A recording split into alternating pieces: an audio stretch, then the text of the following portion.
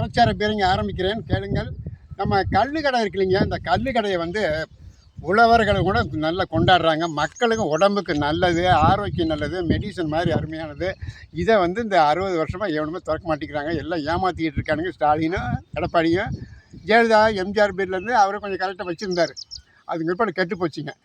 அதனால இந்த மது வந்து உடம்புக்கு சரியில்லை, குடிக்கிறாங்க. அதனால் அதை வந்து நீங்கள் ஃபஸ்ட்டு ஒரு 4 ஐட்டமாக ஆஃப் பண்ணிடுங்க. கல்லு கடையை ஃபஸ்ட்டில் ஓப்பன் பண்ணி ஆர்டர் போட்டுருங்க வெளியே. யாரும் ஒன்றும் சொல்ல போகிறதில்ல. இந்தியா முழுசும் கொஞ்சம் உங்கள் பேர் டாப்பாக வந்துடும். அப்போ அந்த கல்லு கடை திறந்துட்டிங்கன்னா மது கடையை மொத்தம் 4000 கடைகள் இருக்குது. அந்த 4000 கடையிலேயே ஒரு மாதத்துக்கு 500 கடையை மூடுங்க. அது எப்படி மூடுறீங்கன்னா 10 கிலோமீட்டருக்குள்ளே அந்த கடை இருக்கக்கூடாது. 10 கடைக்குள்ளே ஒரு கடை வச்சுருங்க. தமிழ்நாடு முழுசும் 10 கிலோமீட்டருக்கு வச்சுருங்க. அவங்க போய் குடிச்சிட்டு இருந்துக்கிட்டோம் அப்படியே. அப்போ கொஞ்சம் கஷ்டப்பட்டு குடிக்காக கூட இருப்பாங்க. நீளமாக கல்லை போய் சாப்பிட்டுருக்காங்க. அடுத்தது 2வது லெவல் வந்து ஒரு 20 கிலோமீட்டர் வந்துச்சுருங்க. அப்போ அது வைக்கும்போது 20 கிலோமீட்டர் போக மாட்டாங்க. குடிக்கிறது கஷ்டமாக இருக்கும். கொஞ்சம் பார்ட்டி குறைஞ்சிருவாங்க, கல்லை குடிக்க ஆரம்பிச்சிடுவாங்க, உடம்பு சரியாயிரும். அப்புறம் 20 கிலோமீட்டர் தாண்டின பிற்பாடு டிஸ்ட்ரிக்கு தாலுக்கில் ஒன்று வச்சுருங்க. அப்போ தாலுக்கில் போகும்போது அவனுக்கு 30 கிலோமீட்டர் வர முடியாது. அப்போ கொஞ்சம் குறைஞ்சிரும் 200. இப்படியே குறைய டிஸ்ட்ரிக்ட் லெவலில் வந்து இப்படி வச்சுட்டு பட்டுன்னு கடைசியில் உங்களுக்கு வந்துடும். 500 8 தரம் வருதுங்க. 8 கிலோமீட்ரு கடைசியில் 8 டிவைட் பண்ணிடலாம். கிலோமீட்டர் டிவைட் பண்ணி சரி பண்ணிக்கலாம். முதல் நீங்கள் 2 பண்ணுங்கள் சார். 10 கிலோமீட்டர் ஃபஸ்ட்டில் பண்ணுங்கள், 2வது கிலோமீட்டர் ஊடகத்தில் போட பார்த்துட்டு செஞ்சுக்கலாம். 10 கிலோமீட்டரில் ஆஃப் பண்ணிடுங்க. எல்லா கடையும் எடுத்துருங்க. 10 கிலோமீட்டருக்கு கல்லு கடையை திறந்துருங்க. 10 கிலோமீட்டருக்கு இதை செஞ்சிங்கன்னா நீங்கள் ஆண்டவனை விட உயரத்தில் போயிடலாம். மக்கள் அடுத்த நாள் எதுவும் சொல்ல மாட்டாங்க. நீங்கள் வந்து இந்த ஸ்டாலின் சொல்கிற கேட்டுக்கிட்டு 1000 ரூபாய் 2500 ஆக்கிடுங்க. அது வேலைக்காகாத நிப்பாட்டிடுங்க. பஸ்ஸுக்கும் வந்து அதை நிப்பாட்டிடுங்க. ஃப்ரீ பஸ்ஸெல்லாம் வேண்டாம். இனிமேல் நீங்கள் மக்களுக்கு இதை செஞ்சுங்க. இதை செஞ்சால் போதும், மக்கள் ஓட்டு போட்டுருவாங்க. அதை இலவசம்லாம் விட்டுருங்க. ரேஷன் கடையில் கொஞ்சம் இம்ப்ரூவ் பண்ணிடுவோம். அதை நான் அடுத்த சீன்லாம் உங்களுக்கு சொல்கிறேன். அதனால் இந்த கல்லு கடையை மட்டும் விட்டுட்டிங்கன்னா கர்நாடகா ஸ்டேட்டு தண்ணி பிரச்சனை ஒன்று வந்துருச்சு. அதை கூட நீங்கள் ஒன்றும் பண்ண வேண்டாம். அண்ணாமலை பார்த்துக்காரு, மோடி பார்த்துக்காரு. இவனுங்களாம் 20 வருஷமாக 50 வருஷமாக சொல்லிக்கிட்டு இருக்காங்க. கேரளாக்காரன், கர்நாடகா ஸ்டேட்டுக்காரன்.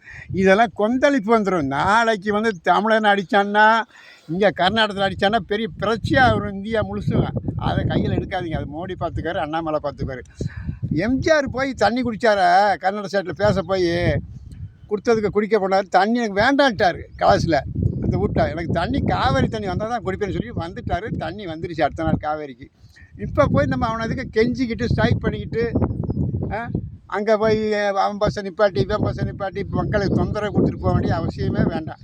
இதுக்காக கொஞ்சம் எல்லாம் பார்த்துக்குவார். அண்ணாமலை 6 மாதம் டைம் கொடுத்துட்டாரு. எல்லாம் இதெல்லாம் பார்த்துக்குவார். நீங்கள் அமைதியாக ஆட்சி நடத்துங்க. ஏமா சொல்கிறதையும் காதில் விழுந்துக்க வேண்டாம். ஆச்சா, ஏடியா மக்கள் தூள் தூளாக ஓடி போச்சு. அது இனிமேல் உயிர் வராது. எடப்பாடி ஓடிட்டான், போயிட்டான். ஜெயலலிதா மாதிரி இப்போ ஆக போகிறேன். அது நிச்சயமாக நடக்கவே நடக்காது. இந்த ஜென்மத்தில் ஆட்சி ஆள முடியாது. அவர் எம்பி பதவி வாங்கிட்டு டெல்லி போகிறது ரொம்ப நல்லது. தமிழ்நாட்டை விட்டு ஓடிடணும். அடுத்தது ஸ்டாலின் வந்து கூட்டணி சேர்ந்துட்டு இருந்துட்டு அந்த 39 சீட்டை வச்சு ஒரே எலெக்ஷன் ஒரே தேர்தலில் கொண்டு வரணும். இப்போ அந்த அடுத்த 27 அக்டோபரில் எலெக்ஷன் வந்தாலும் ஒரே தேர்தல் வந்தே ஆகணும். இதை ஸ்டாலின் பண்ணினா ஸ்டாலின் பிழைச்சா, இல்லைன்னா ஸ்டாலின் கட்சி உருப்படி இல்லாத போயிடும், கெட்டு போயிடுங்க. தமிழ்நாட்டிலே இருக்காது, கட்சியே இருக்காது, ஸ்டாலின் இருக்க முடியாது. அந்த அளவுக்கு இருக்குது. அதனால் இந்த 2 பேருமே மீட் பண்ணி நம்ம வந்துச்சுன்னா அடுத்தது சீமானை கையில் எடுத்துக்கலாம்.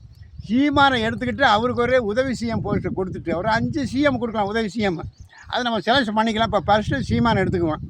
அண்ணாமலை, சீமானு, விஜய், இந்த 3 பேர் சேர்ந்துட்டுன்னா தமிழ்நாட்டில் எந்த கொம்பனாலையும் அசைக்க முடியாது.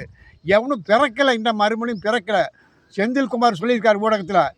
ஸ்டாலின் கேட்டதுக்கு என்னை முடிக்கிறதுக்கு எந்த கொம்பனும் பிறக்க முடியலன்னு அதுதான் சொல்லியிருக்கார் செந்தில்குமார். நான் பிறந்து 45 வயசு ஆச்சு, 45 வருஷம் ஆச்சுடா, உன்னை நான் முடிக்கிறேன்னு சொல்லி செந்தில்குமார் பிஜேபி ஊடகத்தில் சொன்னார். அவர் கார்த்தியான் ஊடகம் வேலை செஞ்சுக்கிட்டு இருந்தார். அவர் ஊடகம் வச்சுருக்காரு சார். இன்றைக்கி அவர் ஊடகம் இன்றைக்கி ஃபைனாக இருக்குது. கார்த்தியன் ஊடகம் வந்து இன்றைக்கி ரொம்ப பிரமாதம் இருக்குது. இந்தியாவில் நம்பர் 1, வேர்ல்டில் 2ண்டில் இருக்குது கார்த்தியன் ஊடகம்.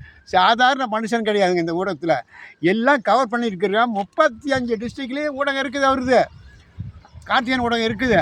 அவரோட ஊடகத்தில் நான் இருக்கிறேன். இப்போ நான் இருக்கும்போது தமிழ்நாட்டில் எதையும் வர விடவே மாட்டேன். அண்ணாமலைக்கு லெஃப்ட் ஹேண்டு, மோடி என்னோட தம்பி, அவர் நாயுடு மோடி என் தம்பி, அவருக்காக நான் உதவி செய்வேன், மோடிக்காக உதவி செய்வேன். மற்ற யாரும் சொன்னாலும் நான் கேட்க போகிறதில்ல. நான் ஒரு எக்ஸர்வீஸ் மேன், நான் எதுக்குமே துணிஞ்சவன், எதுக்குமே நான் பயப்பட மாட்டேன் நாட்டில். ஆச்சா விட்டு விளாசிடுவேன். ஏதோ ஒரு ஊடகத்தில் பஸ்ஸில் ரெண்டு சொல்லிவிட்டா 2 முட்டாள்கள் வந்து மன்னிப்பு கேட்டானுங்க, நான் விட்டுட்டேன். இனிமேல் எவனும் பேசுனானா நான் வர்ற வண்டியில் ஏற்றிட்டு போயிட்டே இருப்பேன், ஊடகத்துக்காரனை. அது மாதிரி ஊடகக்காரங்களும் தனியாக கரெக்டாக பேச ஆரம்பிக்கணும். அந்த முசிறி ஊடகம் ஒன்று இருக்குது, நம்ம கருங்கல் பழைய 2 பேரும் மேட்டினானுங்க, அதுக்கெல்லாம் தண்ணி காட்டி விட்டேன். ஆச்சா இனிமேல் நான் சொல்கிறது தான் நடக்கும் இந்தியாவில். இனிமேல் அன்ன போஸ்ட்டாக ஒரு எலெக்ஷனாக நடக்காத கொண்டு வந்துடுவேன் நான் இந்தியாவிலேயே. அன்ன போஸ்ட் அடுத்தது 2045 வரை எலெக்ஷனே வராதுன்னு தமிழ்நாட்டிலையும் இந்தியாவிலையும் அன்ன போஸ்ட் கொண்டு வர்றேன். நான் முடித்துக் கொள்கிறேன். அடுத்த சீன் தொடரும். வணக்கம், நமஸ்கார்.